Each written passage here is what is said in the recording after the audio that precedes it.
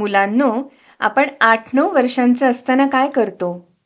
शाळेत जातो, खेळतो, आईबाबांकडे छोटे छोटे हट्ट करतो. बरोबर ना? पण आज आपण ज्या बालवीराची ट्रिव्हिया ऐकणार आहोत, त्यांचं बालपण असं साधं नव्हतं. कारण ते 9 वर्षांचे असताना फक्त खेळत नव्हते, तर ते मोठमोठ्या सरदारांच्या सभा पाहत होते, शत्रूंचे डावपेच समजत होते आणि आपल्या वडिलांबरोबर आग्र्यासारख्या अत्यंत धोकादायक मोहिमेवर गेले होते. मुलांनो, शिवरायांच्या कथा ट्रिव्हिया मध्ये आज ऐकूया छत्रपती संभाजी महाराजांविषयी. संभाजी महाराजांचा जन्म 14 मे 1657 म्हणजेच ज्येष्ठ शुद्ध द्वादशी रोजी पुरंदर किल्ल्यावर झाला.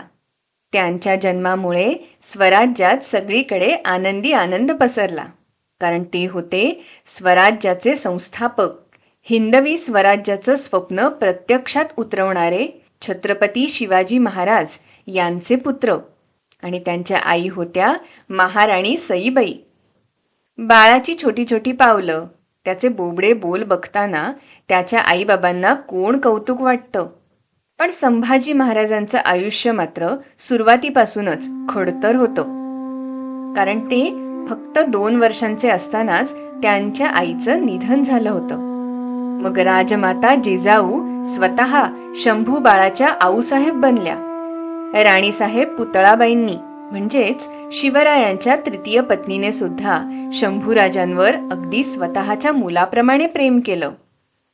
जिजाऊंनी शिवबाला बालपणापासून शिकवलं होतं की अन्याय सहन करायचा नाही, गरिबांचं रक्षण करायचं, धर्माचा अभिमान ठेवायचा आणि स्वराज्यासाठी झटत राहायचं. आता तेच संस्कार देत जिजाऊंनी लहान संभाजीराजांना वाढवलं. शंभूराजे, ताकदवान होणे चांगले आहे, पण न्यायी होणे त्याहून मोठे आहे. शस्त्र हातात घेतले म्हणजे आपण योद्धा होत नाही, तर शस्त्र का उचलायचे हे समजले कीच खरा योद्धा घडतो. राजा होणे म्हणजे फक्त मुकुट घालणे नव्हे, तर आपले राज्य, आपली प्रजा सुरक्षित आणि सुखी कशी राहील यासाठी सतत काम करणे म्हणजेच राज्य करणे.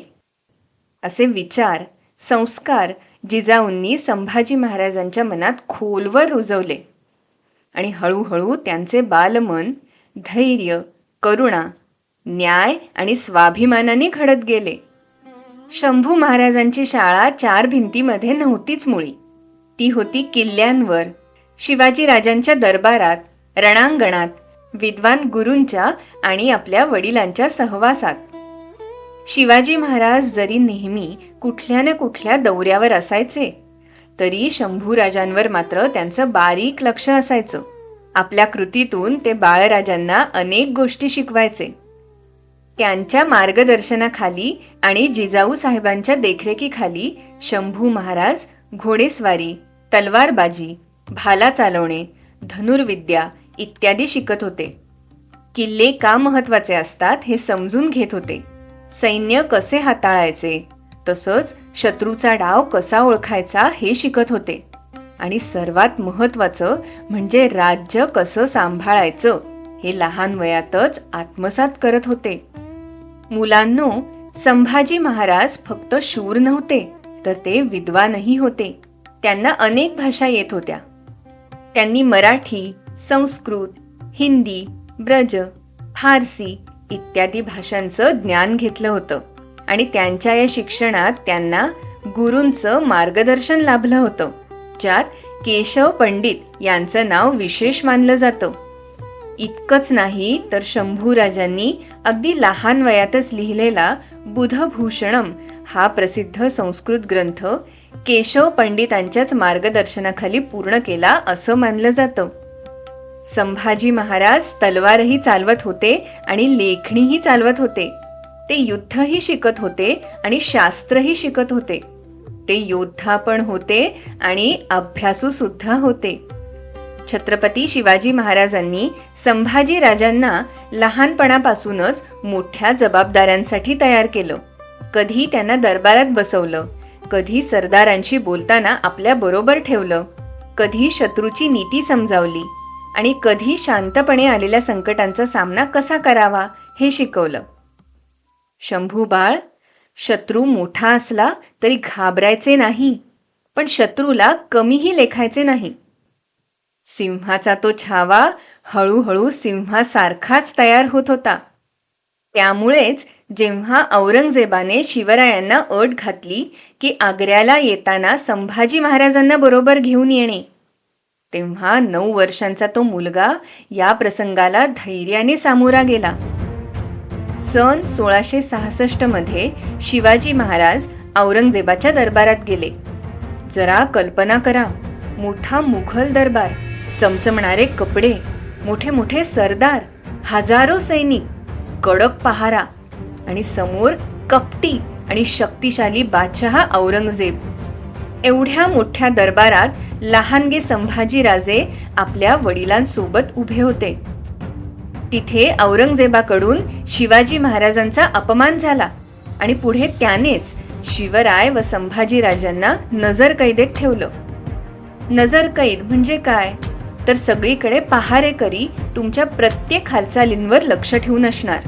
सुटका होणंच अशक्य. पण अशक्य हा शब्द शिवाजी महाराजांना मान्य नव्हता. महाराज आपल्या मावळ्यांबरोबर संपूर्ण तयारीनिशी बेत आखूनच तिथे आले होते.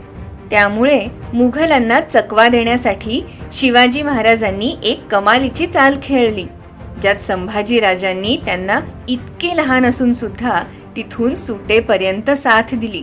एका खऱ्या सैनिकासारखे ते अत्यंत धैर्याने वागले. आग्र्याच्या सुटकेचा प्रसंग संभाजी महाराजांच्या आयुष्यातील एक मोठा धडा होता.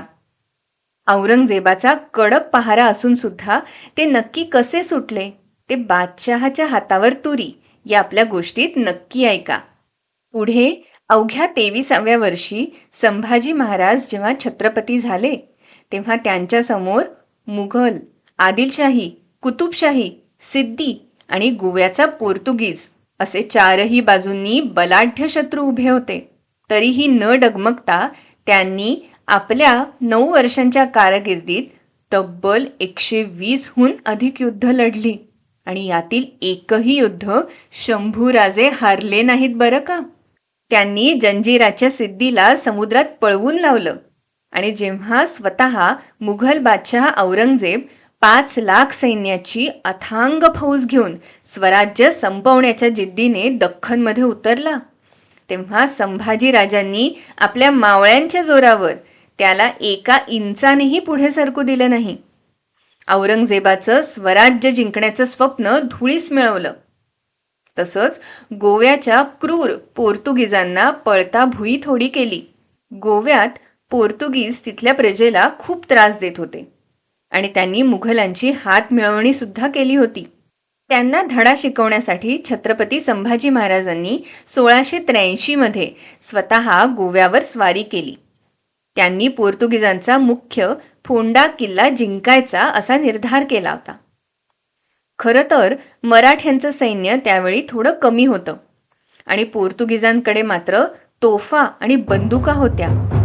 शत्रूने मराठ्यांना 4ही बाजूंनी घेरलं होतं, पण संभाजी महाराजांनी मागे हटण्याऐवजी आपली तलवार उपसली आणि स्वतः आघाडीवर राहून थेट पोर्तुगीज सैन्यावर शत्रूच्या गोटात घुसून हल्ला केला. संभाजी महाराजांचं हे रौद्र रूप आणि अफाट शौर्य पाहून त्यांच्या मावळ्यांमध्ये 100 हत्तींचं बळ आलं. मग मराठ्यांनी असा काही भीषण गोळीबार आणि तलवारींचा मारा केला की पोर्तुगीज सैन्याची दाणादाण उडाली. गोवा मराठ्यांच्या ताब्यात येणारच होतं, पण इतक्यात मुघल बादशहा औरंगजेबाचा मुलगा शहजादा शाह आलम हा एक प्रचंड मोठं मुघल सैन्य घेऊन गोव्याच्या सीमेवर चालून आला. औरंगजेबाने पोर्तुगीजांना वाचवण्यासाठी आणि संभाजी महाराजांना कोंडीत पकडण्यासाठी हा मोठा डाव टाकला होता. त्यामुळे संभाजी महाराजांनी अत्यंत वेगाने आपली फौज मागे फिरवली आणि ते मुघल सैन्याचा मुकाबला करण्यासाठी धावून गेले. शंभूराजांनी शहजादा शाह आलमच्या मुघल फौजेलाही असा काही तडाखा दिला की मुघलांचं ते मोठं सैन्य मागे पळून गेलं. असे होते संभाजी महाराज, ज्यांच्या नुसत्या नावानेही शत्रू कापायचा. अशा या अजिंक्य आणि धाडसी स्वराज्य रक्षकाला आमचा मानाचा मुजरा. मुलांनो, तुम्हाला आजची ट्रिव्हिया आवडली का? ते आम्हाला छोट्यांच्या गोष्टी @gmail.com यावर ईमेल करून नक्की कळवा. छोट्यांच्या गोष्टी बाय पूजा अँड प्राची या आमच्या चॅनलला अजूनही तुम्ही सबस्क्राईब केलं नसेल तर ते लगेच करून टाका आणि आपल्या मित्रमैत्रिणींनाही सांगा. भेटूया पुढच्या गोष्टीच्या वेळेस. तोपर्यंत अच्छा.